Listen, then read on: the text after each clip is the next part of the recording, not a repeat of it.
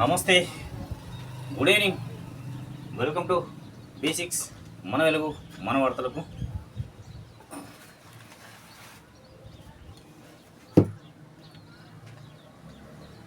వార్తాపత్రికల్లో వచ్చినటువంటి ఆ వార్తల విశ్లేషణ కంటే ముందు, అంటే వాటి గురించి మాట్లాడుకుంటే ముందు, ఈ బీసీ బిల్లు 42% బిల్లు అదేం ప్రధాన వార్త నడుస్తూ ఉన్నది.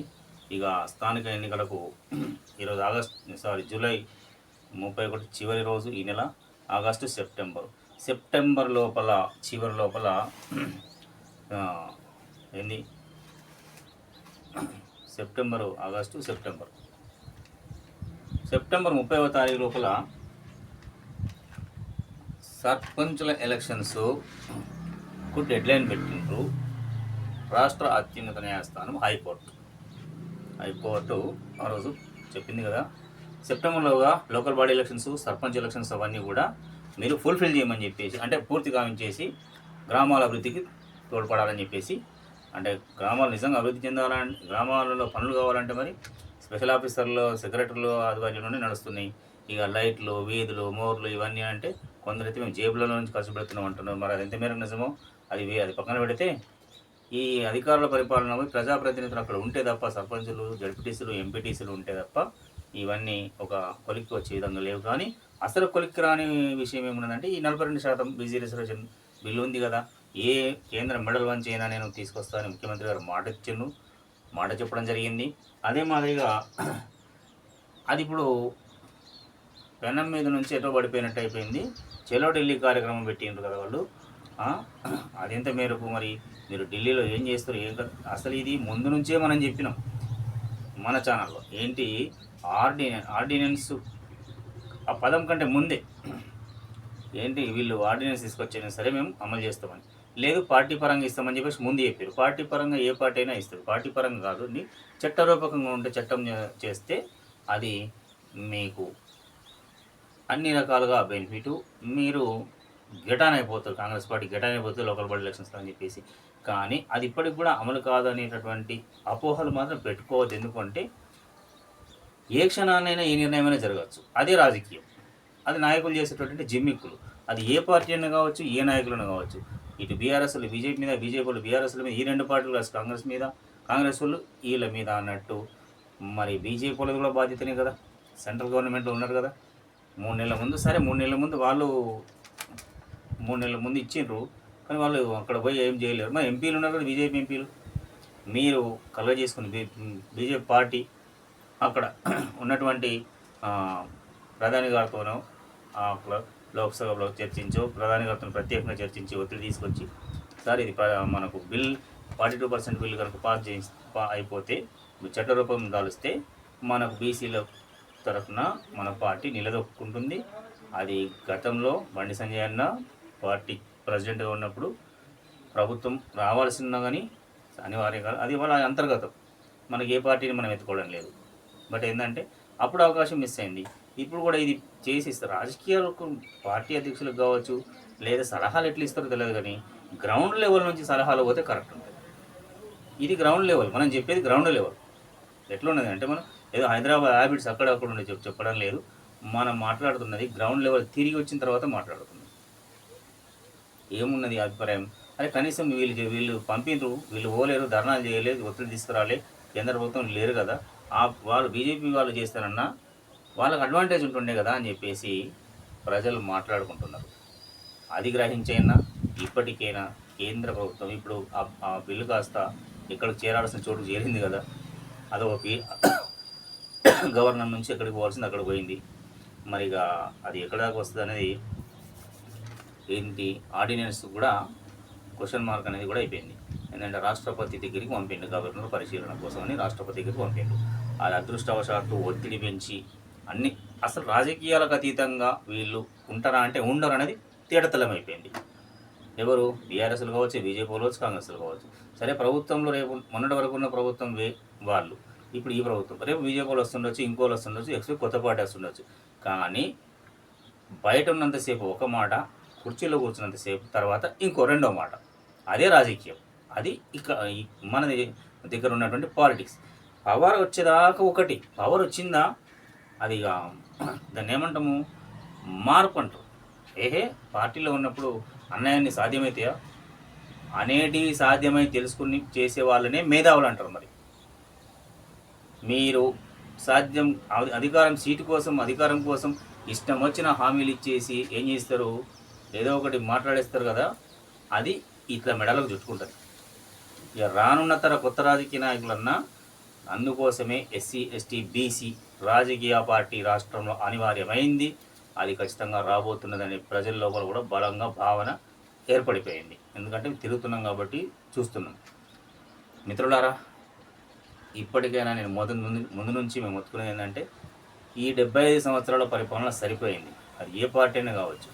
ఇది రాజకీయ పార్టీ, బీసీ రాజకీయ పార్టీ మనకు వస్తే తప్ప, ఎస్సీ ఎస్టీ బీసీ ఇలా కలయికతోని ఆ నాయకత్వంలో వచ్చే రాజకీయ పార్టీ వస్తే తప్ప, మనం రాజ్యం మన చేతిలో ఉంటే తప్ప మన బతుకులు బాగుపడాయి. మనము తీసుకునే స్థాయి నుంచి ఇచ్చే స్థాయిలో ఉండాలి. తీసుకునే స్థాయి నుంచి ఇగో ఈ సంక్షేమ పథకం, ఇగో ఇది ఈ లోన్, ఇది వగైరా వగైరా వగైరా వగైరా రాజీవ్ వికాసం అంటే క్లోజ్ చేసి పెట్టిండ్రు. స్ట్రక్చర్ మీద ఉంది ఇప్పుడు రాజీవ్ యువ వికాసం పథకం. ఆ 50,000 కానీ ఇచ్చిరా, అది కూడా లేదు కదా. ఏం ఏం కొనసాగుతుందో సరే, ఇక మాట్లాడదాం. కానీ ఇది బిల్లు సంగతి. ఇప్పటికైనా రాష్ట్రంలో ఉన్నటువంటి ఎస్సీ ఎస్టీ బీసీ ఇంకా ఉన్నత వర్గాలు ఉన్నటువంటి పేదవారు కూడా, వాళ్ళకు కూడా అందాల్సిన అంతలేవు. ఈడబ్ల్యూఎస్ఎల్లో కోటా ఉన్నప్పటికీ అందులో కూడా చెందాల్సిన వారికి చెందలేవు. నిరుపేద దాంట్లో ఉన్నారు. 1 ఎకరం భూమి లేనప్పుడు ఉన్నారు. రెడ్డిలలో ఇంకా వెల్మస్ ఎవరు ఎక్స్వైజెడ్ ఎవరైనా సరే, ఉన్నవాడు లేనివాడు మాత్రమే కావాలి. ఎంతసేపు ఇక ఇక కనీసం ఎస్సీ ఎస్టీ బీసీ రాజకీయ పార్టీ వస్తారన్నా ఈ కుల పోరాటాలతో పోయి వర్గం ఉన్న వర్గం లేని వర్గం ఇట్లా ఉండాలి. ఉన్నోడు లేనాడు సరే. ఈ బీసీ రిజర్వేషన్లే వద్దనుకుంటే భూమి పంచాలి. మన డిమాండ్ అదే కదా ముందు నుంచి మనం పెట్టింది. ముందు 2 ఎకరాల భూమి పంచాలండి ఎవరైనా సరే.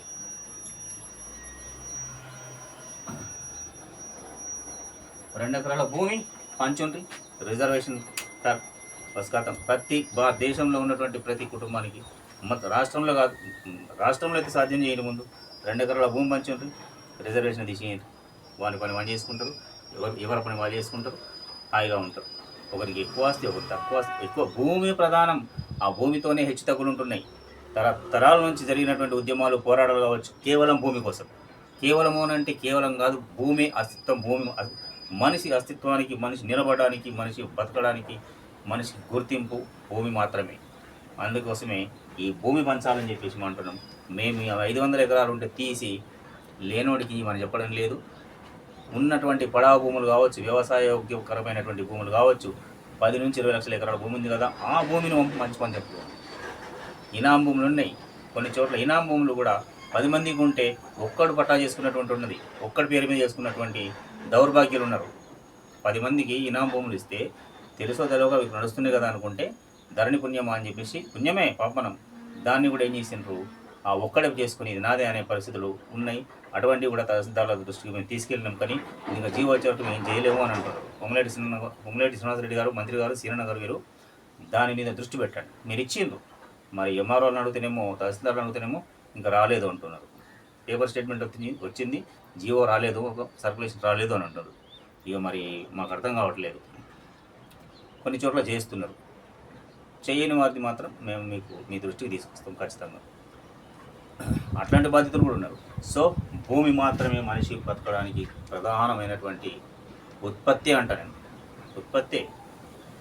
ఇది లేకపోతే మనం ఎక్కడ ఉంటాం? భూమి లేకపోతే వ్యక్తి ఇక్కడ ఏ ఇండస్ట్రీ ఉంటుంది, ఏ ఐటీ ఉంటుంది, ఏ రంగం ఉంటుంది, ఏ ఉద్యోగస్తులు ఉంటుంది, ఏం చేస్తారు?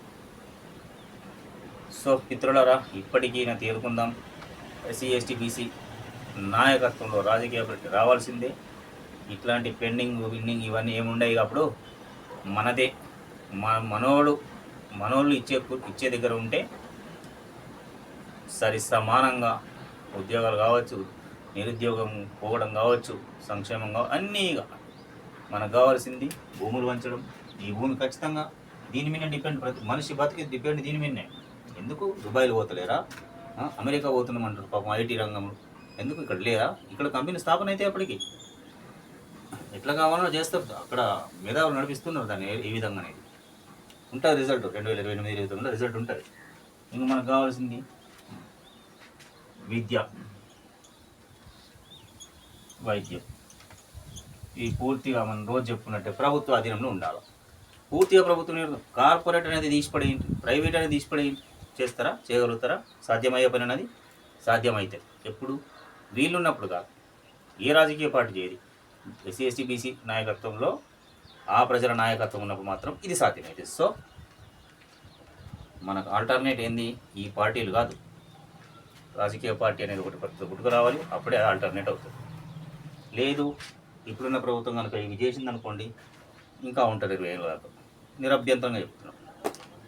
నిరభ్యంతరంగా మీన్స్ ఎలాంటి డౌట్ లేకుండా చెప్తున్నాం. సరే, ఇక పత్రికల్లో వచ్చినటువంటి వార్తలు చూస్తూ ఉంటే మనం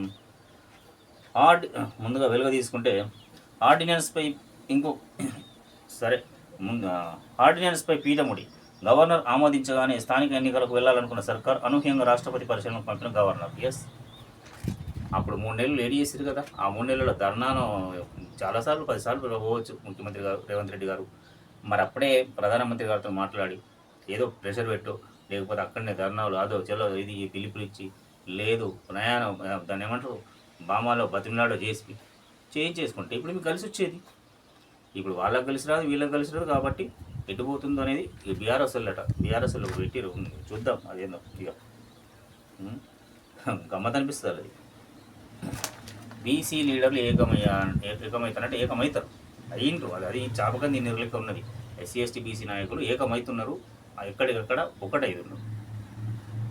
ఆయన రాసిండు వెలుగాయన నిన్న, ఏకమయ్యానంటే ఏకమవుతారు.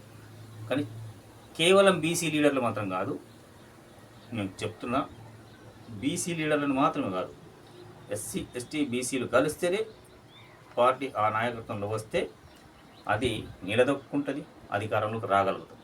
కేవలం బీసీలం అంటే మాత్రం సాధ్యమయ్యే పని కాదు. అందులో మన చీలిపోవడం సత్యం.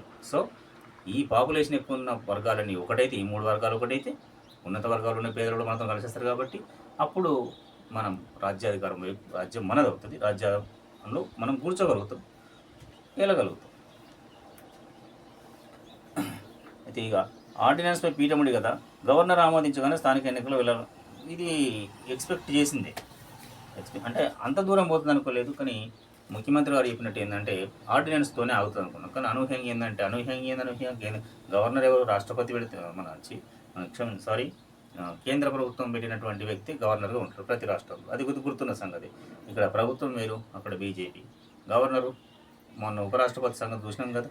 ఇక అదే పద్ధతి ఏమున్నది అక్కడ. దాని క్లారిటీ కోసం, దాని ఏంటి పరిశీలన కోసం పంపిండు, ఆగింది.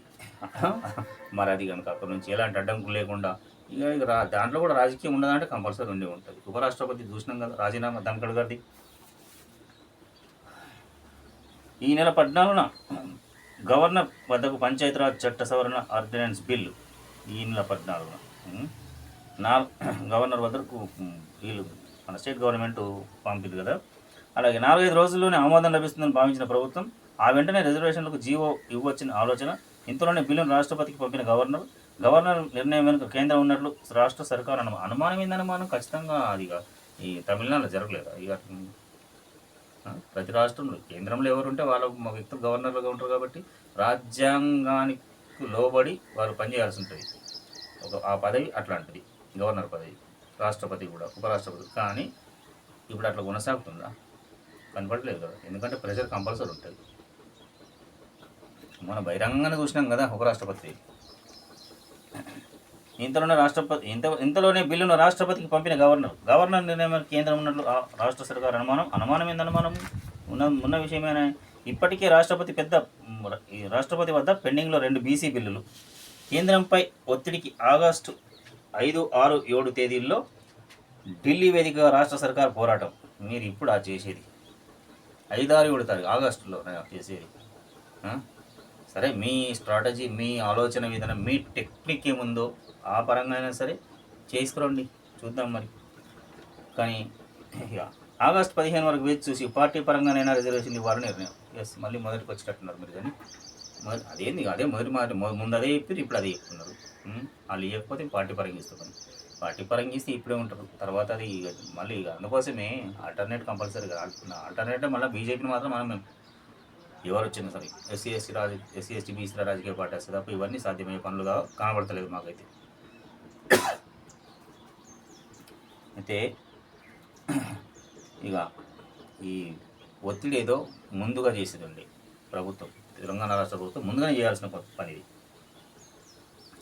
గొర్రెల ఇది సరే బిల్లు ఆమోదం పొందాలని మనం కోరుకుందాం. కేంద్ర ప్రభుత్వాన్ని బీజేపీ పార్టీ వారిని కూడా మేము రిక్వెస్ట్ చేస్తున్నాం, ఇవ్వండి. వీళ్ళు తప్పటడుగు చేసినా మీకు ప్లస్ పాయింట్ కలిసి వస్తుంది. రాష్ట్రంలో ఉన్నట్టు బీజేపీ ఎంపీలారా ఎమ్మెల్యేలారా కేంద్రం దగ్గరికి వెళ్ళి మీరు మాట్లాడి చేసి ఇవ్వండి, మనకు అడ్వాంటేజ్ అవుతుందని చెప్తే అప్పుడు క్యాడర్ కూడా సంతోషపడతారు. లేకపోతే ఇక మన పార్టీ కూడా ఇవ్వలేదని చెప్పేసి నిరుత్సాహంలోనే ఉండిపోతారు. క్యాడర్ కూడా కొంచెం అటు ఇటుగా. అప్పుడు బండి సంజయ్ అన్నప్పుడు కూడా అదే జరిగింది.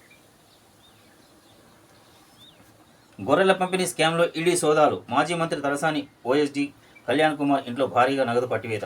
వావ్, ఇంకా ఉన్న గొర్రెల స్కామ్తో పాటు బర్రెల స్కామ్ కూడా ఉన్నది. ఇది గత ప్రభుత్వం పుణ్యం. అతన్ని అదుపులోకి తీసుకుని, ఆయన పేరేంటి, ఓఎస్డీ ఆపరేషన్ స్పెషల్ డ్యూటీ ఉంటారు కదా, కళ్యాణ్ కుమార్ అట, ఆయన నగదు అతన్ని అదుపులోకి తీసుకుని విచారిస్తున్న అధికారులు. మరో 6 ఇండ్లు ఆఫీసుల్లోనూ తనిఖీలు. బినామీ అకౌంట్ల వివరాల సేకరణ. నేడు పూర్తి వివరాలు వెల్లడించిన ఈడీ. ఈ స్కీమ్లో 700 కోట్లు దారి మళ్లినట్లు ఇప్పటికే గుర్తించిన ఏసీబీ. 700 కోట్లు ఉన్నాయన పుణ్యం. ఇది 700 కోట్లు.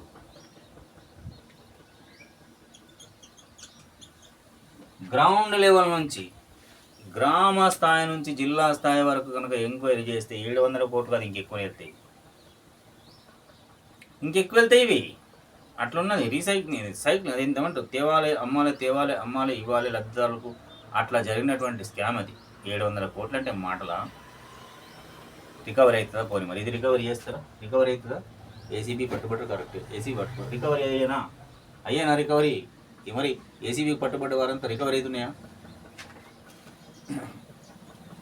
కళ్యాణ్ కుమార్ అంట ఓఎస్డీ గారు ఆయన ఇట్లా భారీగా నగదు పట్టుకుంటారు. మరి ఇక ఇంకెంతమంది బినామీలు ఉన్నారో పుణ్యాత్మ వెనుక.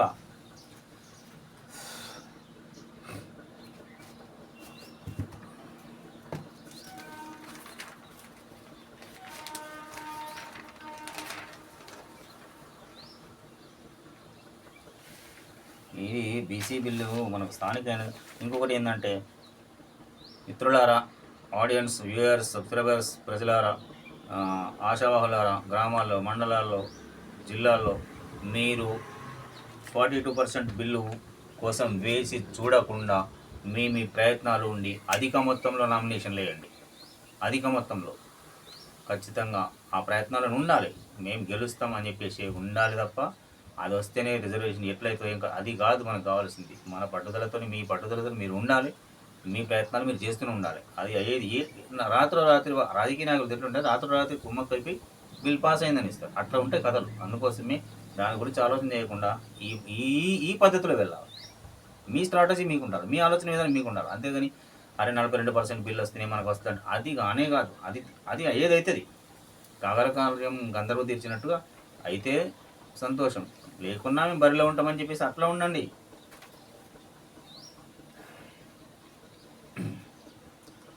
వెట్టి చాకరీ విముక్తి కార్మికులు ఇందిరమ్మ ఇండ్లు. ఎవరు ఇల్లు? మన మంత్రి వివేక్ గారు, కార్మిక శాఖ మంత్రి గారు. మీకు ఒక రిక్వెస్ట్ సార్, వివేక్ గారు, మీరు అన్నీ అనుకునే సాధించారు. మీరు ఒక పారిశ్రామికవేత్త కూడా. ఇక ఆర్టీసీలో 1000 మందో ఏమో 1100 మందో ఉద్యోగాలు చిన్న వాటికి సస్పెండ్, రిమూవల్ చేసినటువంటి కేసులు ఉన్నాయి.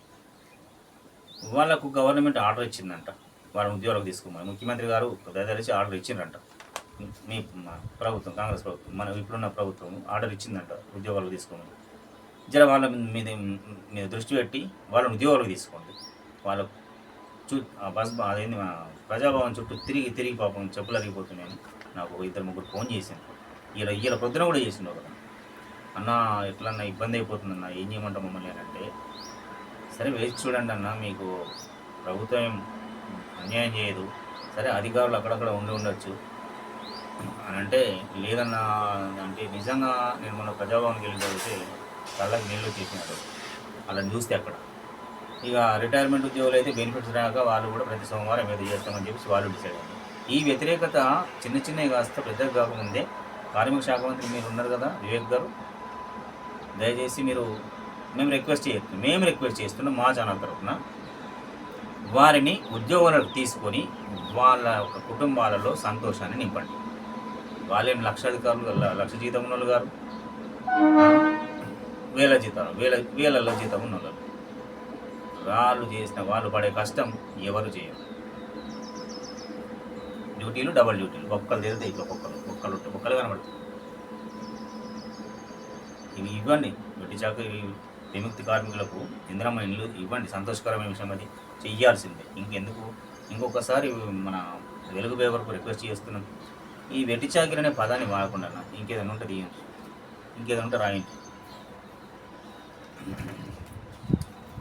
పోయింది చాకరీ, వెట్టి చాకరీ నుండి భూమి కోసం, ముక్తి కోసం, విముక్తి కోసం. వెట్టి చాకరీ విముక్తి కోసమే కదా పోరాటాలు జరిగింది. భూమి కోసం జరిగింది భూ పోరాటం, విముక్తి కోసం జరిగింది ఇదే వెట్టి చాకరీ విముక్తి కోసం జరిగింది చాకలైలమ్మ పోరాటం. ఇవన్నీ మళ్ళీ ఈ పదాలు గుర్తు చేసి వాళ్ళ ఆత్మ కొంచెం న్యూనత భావనకి లోనైనట్టు చేయొద్దు, అట్లా అనిపిస్తుంది.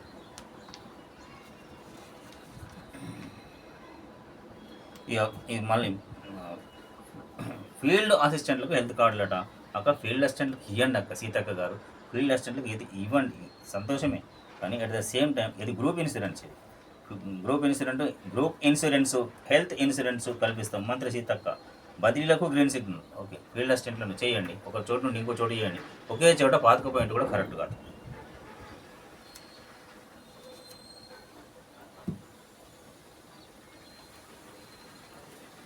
ఇదేంటి ఒకటి ఇంపార్టెంట్ ఏముందంటే, గోల్కొండ కోటలో 15 ఆగస్టు.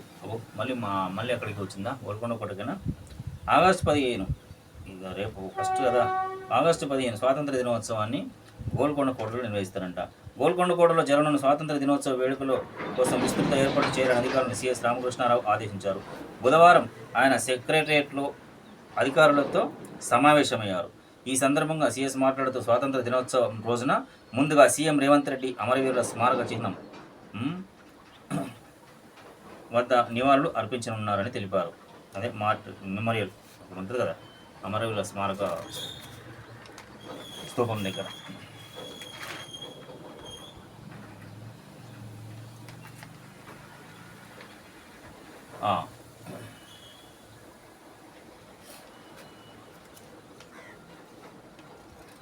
గొర్రెల స్కామ్ గురించి బెట్టింగ్ యాప్స్ నుంచి పైసా తీసుకోలే. 2016లో బెట్టింగ్స్ యాప్స్ కంపెనీతో ఒప్పందం ప్రమోషన్. ప్రకాష్ రాజ్ చెప్పుకుంటుండు, నేను 5 పైసలు తీసుకోలేదు, నాకేం సంబంధం లేదు. మరి ఎట్లా మీరు ప్రమోషన్ చేసిండ్రండి? బాగా దేశం కోసం చాలా మాట్లాడారు ఒకప్పుడు కదా మీరు. ఆ సంస్థ నుంచి ఎలాంటి డబ్బులు తీసుకోలేదని వెల్లడి. 5 ఏళ్ళ బ్యాంకు స్టేట్మెంట్లు, డిపాజిట్లు ముందు పెట్టి విచారించిన ఈడీ. 5 గంటల పాటు ప్రశ్నల వర్షం. ఓకే, ఉంటుంది ఇక ఎక్స్ప్లెనేషన్ ఇచ్చుకోవాలి కదా, ఇచ్చుకున్నాడు. కానీ పైసా తీసుకోలేదు అని అంటే మరి ఇక ప్రకాష్ రాజ్ గారు ఏమో ఈ సినీ ఫీల్డ్లో ఎట్లుంటుందంటే, మన రానా గారేమో హీరో రానా ఏం చేసిండు, నేను రాలేను షూటింగ్లో ఉన్నా అని చెప్పుకున్నాడు. ఈయననేమో ఇప్పుడు నేను 5 పైసలు తీసుకోలేదంటున్నాడు. సరే, ఈయన కూడా ఏమో సేవా కార్యక్రమాలు చేస్తారని ఒక నానుడి ఉన్నది. హీరో విజయ్ దేవరకొండ పిటిషన్పై తీర్పు వాయిదా. ఈయన మీద అట్రాసిటీ కేసు అయింది కదా మొన్న. అదేదో లంబాడ మీద ఒక మాట మాట్లాడిండు కదా, ఏమో ట్రైబల్స్ కొట్టుకున్నట్లు అది అని చెప్పేసి. అంత ఉంటుంది చూసిండ్రా. గుర్తింపు లేనటువంటి ఆయన కూడా కొంచెం గుర్తింపు వచ్చేసరికల్లా నేను సూపర్ స్టారో 5 స్టారో 3 స్టార్ అన్నట్టు వీళ్ళకి కూడా పెట్టాలి, స్టార్లు పెట్టాలి. అప్పుడు కానీ అసలు ప్రజలకు ఉండాలి, ప్రజల దగ్గర ఉండాలి. తరగతి ఎత్తుకుంటారు.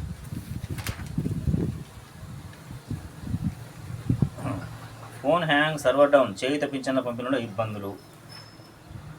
ఎందుకు ఫేస్ రికగ్నిషన్ పెట్టారు కదా, ఇప్పుడు అది కదా మెయిన్. అది మంచిదే, సర్వర్ డౌన్ అయినా ఒక్క నెల ప్రాబ్లం అయినా కానీ అది చాలా మంచిది. కొన్ని ఫేక్ ఉన్నాయి, వెళ్ళిపోతాయి అందులోంచి.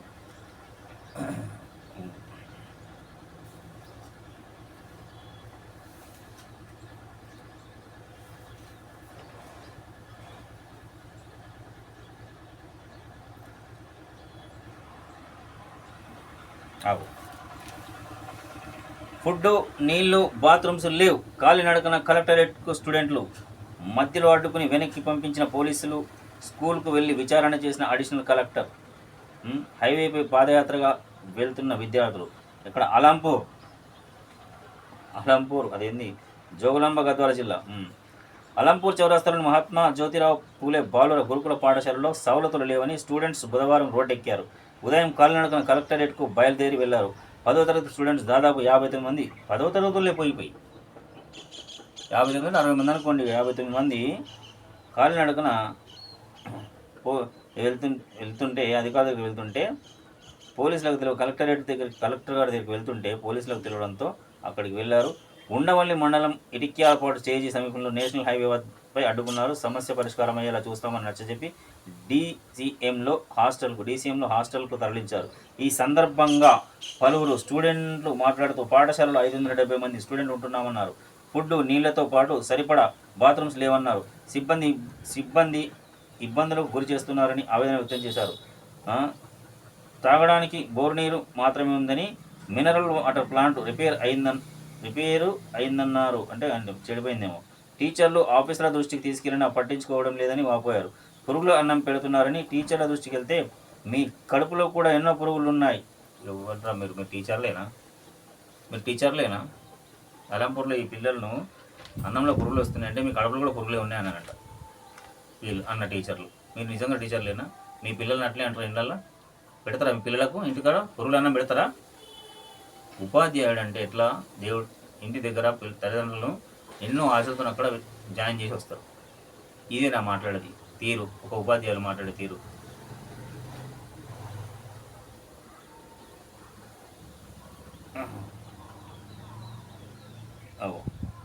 మీ కడుపులో కూడా ఎన్నో పురుగులు ఉన్నాయంటూ హేళనగా మాట్లాడుతున్నారని విద్యార్థులు ఆవేదన వ్యక్తం చేశారు. మీరు బుద్ధి ఏమనాలి మిమ్మల్ని అసలు ఉపాధ్యాయులను అనందు కానీ మీకున్నదా? జ్ఞానం ఉన్నదా?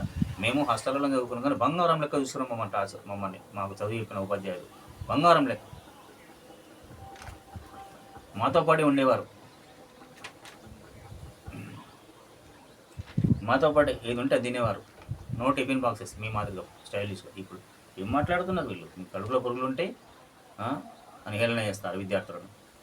ఇమ్మీడియట్గా వాళ్ళు ఎవరో కనుక్కొని సస్పెండ్ చేయండి. విద్యాశాఖ ఆ జిల్లా కలెక్టర్ గారు రిక్వెస్ట్ మాది. అలంపూర్ జిల్లా అలంపూర్ అక్కడ డికేఆర్ నగర్ కదా గద్వాల.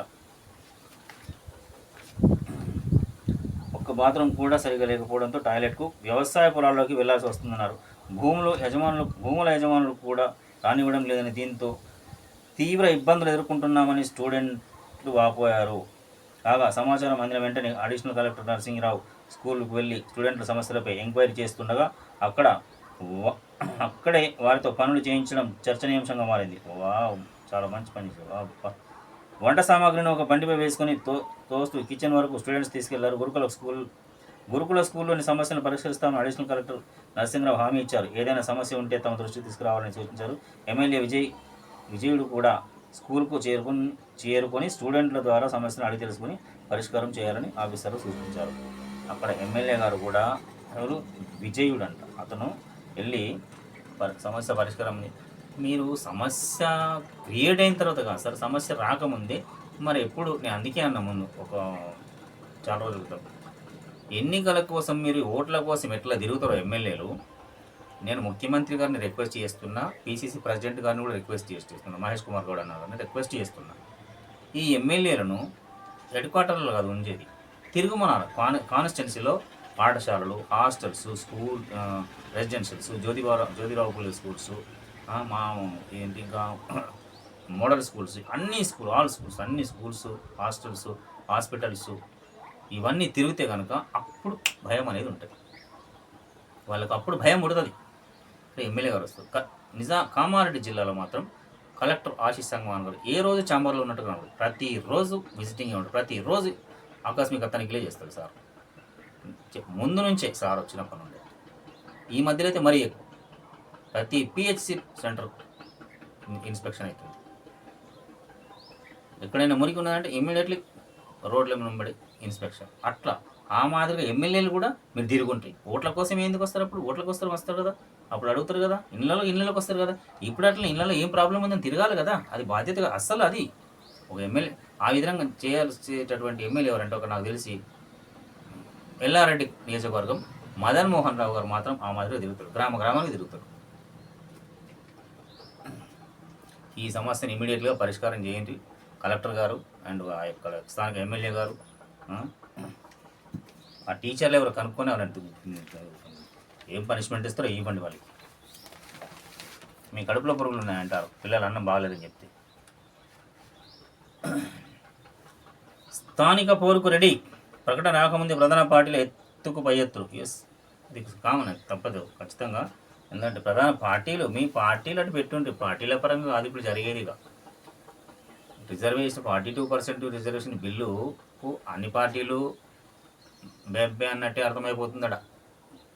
మేము కాదంటే మేము కాదని అంటే మీరు మళ్ళీ ఒక సబ్జెక్ట్ కొత్తగా వస్తుంది ఇక. దక్షిణ భారతదేశం మీద అంటే దక్షిణాది రాష్ట్రాల మీద చిన్నచూపు అనేది దీన్ని బట్టి తెలిసిపోతుంది.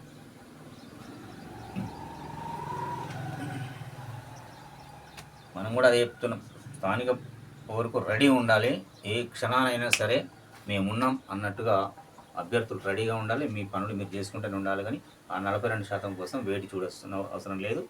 గెలుపోవడంలు అనేటివి గెలుపు గుర్రాల మాదిరిగా మేము ఉన్నామని చెప్పేసి ఎస్సీ ఎస్టీ బీసీలారా మీరు ముందుకెళ్ళండి. ఉన్నత వర్గాల్లోని పేదలు కూడా సపోర్ట్ చేయండి. భద్రత పాటించండి, అడిషనల్ కలెక్టర్ అంకిత్, అదే నవీపేటలో. ఆగస్టు 2, 3న ఏఐసిసి ఇన్ఛార్జ్ టీపీసీసీ ప్రెసిడెంట్ పర్యటన అంటే మీనాక్షి నటరాజన్ గారు అండ్ మన మహేష్ కుమార్ గౌడ్ గారు. ఇక ప్రైవేట్ వాళ్ళు ఎట్లుంటో చూసింటా, కాలేజ్ వాళ్ళు టీసీలు ఇవ్వకపోతే కలెక్టర్ గారు వెళ్ళి ఎక్కడ కమ్మర్పల్లి ప్రైవేట్ జూనియర్ కాలేజీ తీరుపై మండిపాటు. ఇంటర్ ఫస్ట్ ఇయర్ చదివిన ఫీజుల ప్రభుత్వ కాలేజీలో ఫస్ట్ ఇయర్ చదివిన సెకండ్ ఇయర్ కోసం గవర్నమెంట్ కాలేజీకి వెళ్తామంటే టీసీలు ఇవ్వలేదు. టీసీలు ఇవ్వకపోతే అక్కడ ఉన్నటువంటి కలెక్టర్ నిజామాబాద్ కలెక్టర్ వినయ్ కృష్ణారెడ్డి గారు వెళ్ళి ఇమీడియట్లీ తమ సంబంధిత ఒక అధికారిని పంపిస్తే 1 నిమిషం లోపల టీసీలు ఇచ్చేసారు. వాళ్ళు గవర్నమెంట్ కాలేజీలో జాయిన్ అయ్యారు. ఇది ప్రైవేట్ కాలేజీలు పీడించేటటువంటి ఫీజుల గురించి. మీరు ఫీజు బాకినారు, టీసీలు ఇవ్వం, ఫీజు బాగుంటే. అందుకే మేము మత్తుకునేది, మేము కోరుకునేది, మేము వేడుకునేది విద్యా వైద్యం ప్రైవేటు నుంచి మొత్తమే ఉండవద్దు, మొత్తం ప్రభుత్వ ఆధీనంలో ఉండాలా. ఈ 2 ఎకరాల భూమి మీరు ఇవ్వాల్చుంటారు, మీ పేరు చరిత్రలో ఉండిపోతుంది.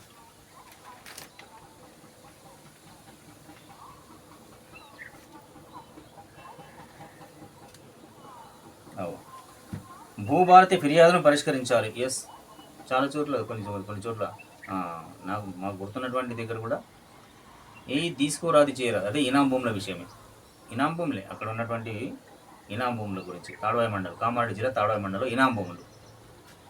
భూభారతిలో వచ్చిన ఫిర్యాదులను పరిష్కరించాలని కామారెడ్డి జాయింట్ కలెక్టర్ విక్టర్ అధికారులను ఆదేశించి సూచించారు. బుధవారం తాడవాయి తహసీల్దార్ కార్యాలయాన్ని తనిఖీ చేశారు. రికార్డులను పరిశీలించి ఆగస్టు 15లోగా భూ సమస్య పరిష్కరించాలని తహసీల్దార్ శ్వేతను ఆదేశించారు. అనంతరం మండల కేంద్రంలోని హైస్కూల్ మధ్యాహ్న భోజనాన్ని పరిశీలించారు. ఆయన వెంట ఆర్డీఓ వీణ గారు, ఆర్డీఓ వీణ, ఆర్ఐ ఇన్స్పెక్టర్ వారు ఉన్నారు. అయితే మేము కూడా విక్టర్ సార్ ఒకటి రిక్వెస్ట్ చేస్తున్నాం. సార్, తాడవాయి మండలంతో సహా జిల్లాలో ఇంకా కొన్ని మండలాల్లో ఇనాం భూములు ఉన్నాయి. ఆ ఇనాం భూములకు కూడా పట్టాలు ఇప్పించే ఏర్పాటు చేయండి. ఒక 10 మంది ఇనాం భూములు ఉంటే, 5 ఇనాం భూములు ఉంటే ఒకరికి పేరు మీదనే దొంగతనంగా, దొంగతనం అంటాం మరి, తెలవనితనంతో వాళ్ళు పట్టా చేసుకున్నారు. అది ఎవరెవరు కబ్జాలో ఉన్నారో వాళ్ళ వరకు పట్టాలు ఇప్పించే ఏర్పాటు మేము కూడా మీకు కాల్చే ప్రయత్నం చేస్తాం సార్, విక్టర్ సార్ గారిని. కామారెడ్డి జిల్లా కదా.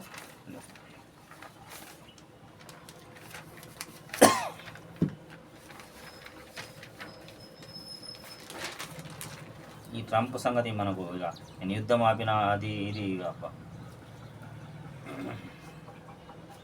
ఆయన నోటికి ఆయన నిజానికి ఆయన ఏమైపోయిందో అర్థం కాని విషయం. కానీ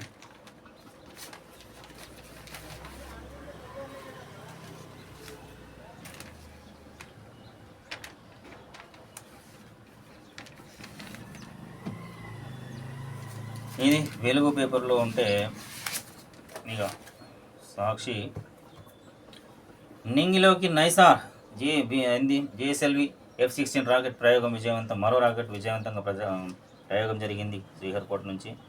ఇక్కడ నాసా ఇస్రో నుంచి కక్షలోకి చేరిన ఇస్రో నాసా ఉమ్మడి ఉపగ్రహం భూమి ఉపరితలం పరిశీలన ఇక్కడ నుంచి. ఇంకోటి ఇండియా విజయవంతంగా మన దేశం ప్రవేశపెట్టగలిగింది. భారత్పై అమెరికా అధ్యక్షుడు ట్రంప్ బాంబ్ 25% సుంకాలు. ఆయన ఎప్పుడేం మాట్లాడుతున్నా యుద్ధం ఆపినట్టుండి 25% సుంకాలు పెంచినట్టుండు. ఏం అర్థం కాని పరిస్థితి. ఒక విషయం, కుర్రా గుండె కుప్పకూలిపోతుంది. యువకుల్లో చాలామంది అకస్మాత్తుగా గుండె ఆగిపోయి ఆటో మరణాలు పాలవుతున్నారు. ఈ ధోరణి ముందు నుంచి ఉన్నదే. కాకపోతే ఇటీవల సోషల్ మీడియా కారణంగా ఇలాంటి విషయాలు విస్తృతంగా వైరల్ అయి పడిపోతూ అందరూ తెలుస్తున్నాయి. ఇది వార్త ఇది తెలవాల్సిందే. కానీ ఈ ఫోన్ వాడకం చాలా తగ్గించుకుంటే చాలా బెటర్. ఇట్లాంటి చూసి అయ్యో సమస్య ఎదురైనప్పుడు ధీటుగా నిలబడాలి. సమస్య ఎదురైతే ధీటుగా నిలబడాలి. మనది తెలంగాణ గడ్డ, కొట్లాడే రక్తం ఉన్నటువంటి మనుషులం ఇక్కడ. మనం హార్ట్ అటాక్లు ఇవన్నీ పక్కన పెట్టేసేయాలి. అవన్నీ ఎట్లని, లేకపోతే ఎప్పుడో చాలా ఇంకా అవన్నీ పట్టించుకొని అవసరం లేదు. ఆయన రాకొచ్చింది అదే సాక్షిలో.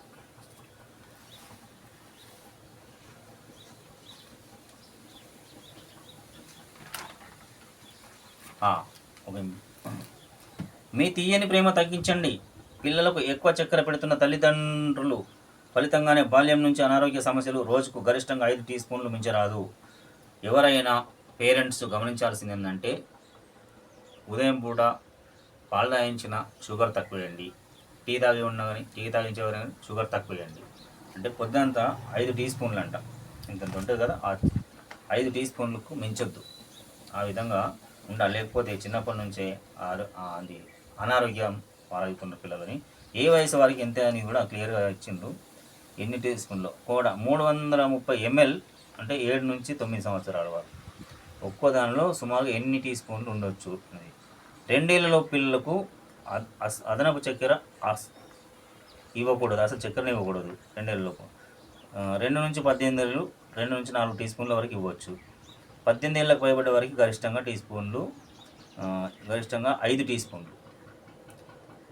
2 ఏళ్ళలోపు వారికి అదనపు చక్కెర అసలు ఇవ్వద్దు. 2 నుంచి 18 ఏళ్ళలోపు వారికి అంటే 2 to 4 టీ స్పూన్స్ అట. 18 ఏళ్ళ పైబడ్డ వారికి గరిష్టంగా 5 టీ స్పూన్లు ఇవ్వచ్చు పొద్దంత వరకు. అంతకంటే ఎక్కువ ఇవ్వద్దు. ఎందుకంటే రకరకాల రోగాలు వచ్చేటటువంటి కారణాలు ఉన్నాయి కాబట్టి. ఆందోళన ఇవన్నీ బడుల్లో షుగర్ బోర్డులు ఏర్పాటు చేయమంటున్నారు. ఎంత ఇవ్వాలి ఏం కథ అనేది. పాఠశాలలో గురువులు చెప్తేనే విద్యార్థులు సరిగ్గా వినడం అనేది జరుగుతుంది. నిజం అది. అజ్జుబాయికి జూబ్లీహిల్స్ టికెట్ బైపోల్ వచ్చింది కదా. అక్కడ అజారుద్దీన్ గారికి, మాజీ క్రికెట్ కెప్టెన్ అజారుద్దీన్కి ఈ టికెట్ ఇచ్చే అవకాశం ఉందట కాంగ్రెస్ పార్టీ నుంచి. ఎందుకంటే మైనారిటీ నాయకుడు కదా. ఇక ఇది సాక్షి పేపర్లో ఉన్నటువంటి వార్తలు ముఖ్యాంశాలు. అతి ముఖ్యమైనది ఏంటంటే,